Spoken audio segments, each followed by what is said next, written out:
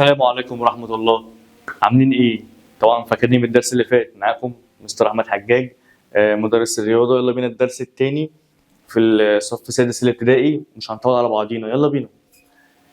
عندك هنا في الحصة اللي فاتت فاكرين لما قلنا القسمة بتاعت العدد الصحيح على الكسر الاعتيادي، وقلنا الكسر الاعتيادي على ايه؟ على العدد الصحيح.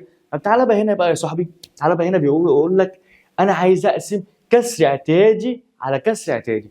الله، طب ما ده عكس الدرس اللي فات يا مستر. ايوه عكس الدرس اللي فات، احنا المره اللي فاتت كنا بنقول عكس كده خالص.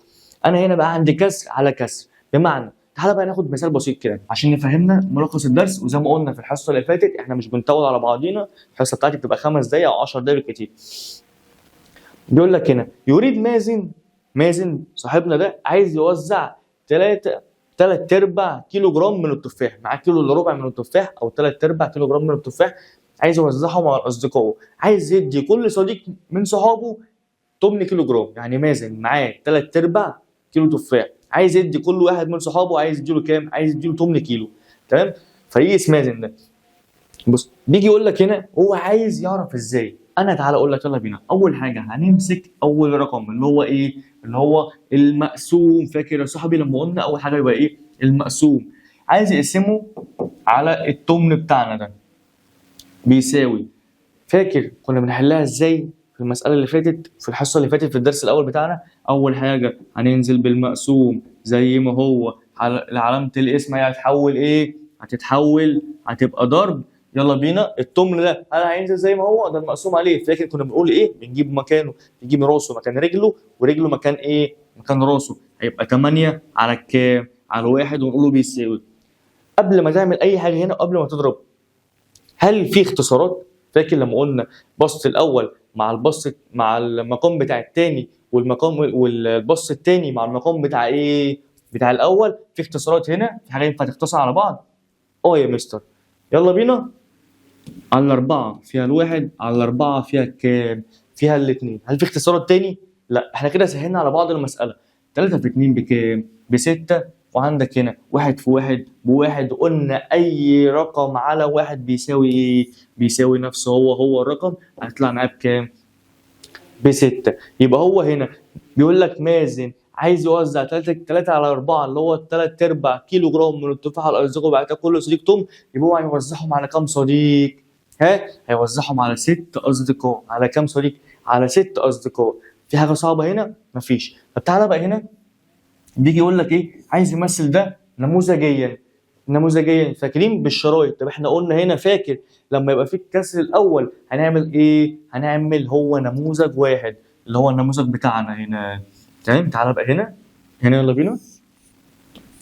النموذج الواحد. طب تعالى بقى قال لك لما يبقى كسر على كسر. كسر ايه على كسر؟ مش على صحيح، لا، كسر على كسر. يبقى هنعمل كام نموذج؟ هنعمل النموذجين. هنعمل النموذج ده وهنعمل النموذج ده. يبقى انا عندي ايه؟ النموذج ده نموذج للكسر الاول ونموذج للكسر الثاني. اول حاجه هنقسمه على كام؟ على الاربعه. في 3 على 4، يبقى احنا قلنا كل واحد جوه منه كام؟ 1 على 4. في حاجه صعبه في كده؟ مفيش. والتاني هنقسمه على كام؟ على 8. 2 3 4 5 6 7. كل واحد جوه منه كام؟ 1 على 8. تمام. قال لك عندي هنا 6. الناتج بتاعنا طالع بكام؟ ب6. انا عندي هنا 1 على 4 مش هتنفع معايا. هو عايز كام؟ 3 على كام؟ 3 على 4. ادي كده 1 2 3. طلعت معايا بكام؟ 3 على 4. هنا 1 على 8. 1 على 8 دي عايز اقسمها للناتج بتاعها اللي هي كام؟ ال6. هل بقى ال3 دي فيها كام تمن؟ فيها 6 أتمان اهو. ادي كده 1 2 3 4 5 6. هل فيها تاني؟ يبقى عشان نطلع معايا كام؟ 6 على 8. 6 على كام؟ على 8. هل في حاجة صعبة هنا؟ فيها حاجة؟ لا مفيش. انا بقى يا صديقي ناخد معانا مساله كده دي هتخلص معانا بقى ايه؟ الدرس الثاني والدرس الثالث. يبقى احنا كده خلصنا مع بعضينا ايه؟ 3 دروس. هنا القسمه على القسمه. تمام؟ قصدي الكسر الاعتيادي على الكسر الاعتيادي. اللي انا بقوله الكسر الاعتيادي على الكسر الاعتيادي. عايز يقسمهم على بعض. عايز يعملهم بقى ايه؟ بطريقه نموذجيه. المساله دي اللي هتخلص لنا الدرس كله. بص 3 على 5 على الكام؟ على 3 على 10. طب تعالى بقى ايه؟ نقسم سبورتنا الاثنين. اول حاجه هنحلها بطريقه القسم والضرب اللي احنا عملناها دي، وتاني حاجه هنا هنحلها بالطريقه النموذجيه. فبالتالي نحلها هنا.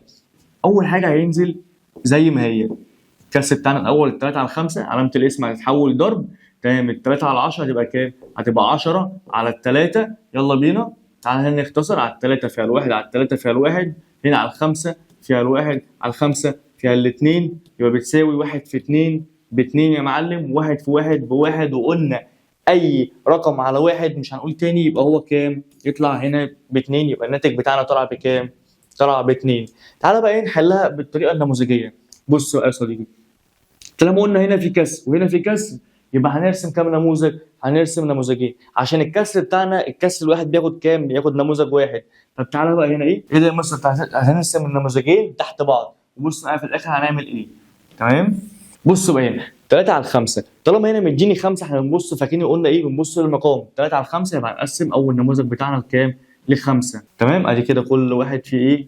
خمس. مديني كام؟ نحل اول نموذج. مديني كام؟ 3 على 5. ادي واحد وواحد وواحد، مديني كام؟ اهو 3 على 5. يبقى هو ده النموذج بتاعنا. خلصنا اول نموذج اللي هو ايه؟ اول كسر. تعالى بقى نخش على تاني كسر. تاني كسر بقى يا معلم هنقسمه لكام؟ هنقسمه ل10. بس قال لك لا استنى، تعالى هنا. طالما النموذج الاول يبقى هننزل بنفس الشرط اللي فوق النموذج. امال احنا حاطينهم فوق بعض ليه؟ ما عشان ننزل بنفس الشرط بالظبط.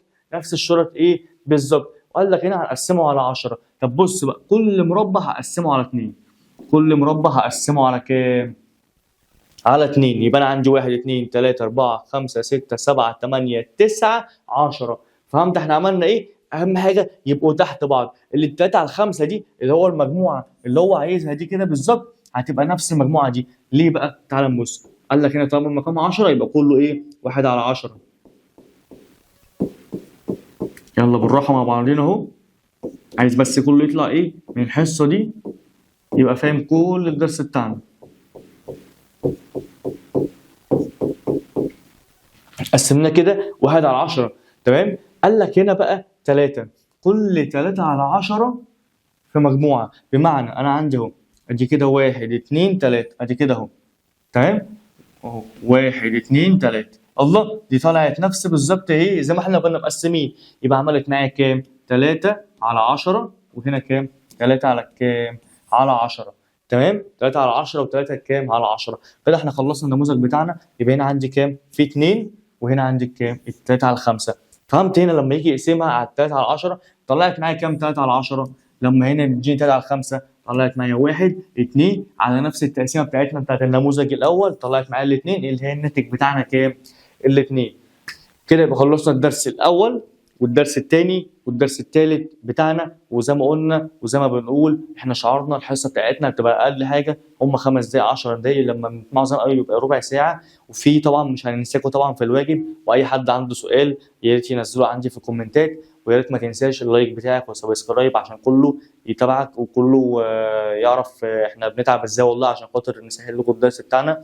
ونشوفكم في درس جديد والدرس الرابع باذن الله. وباي باي.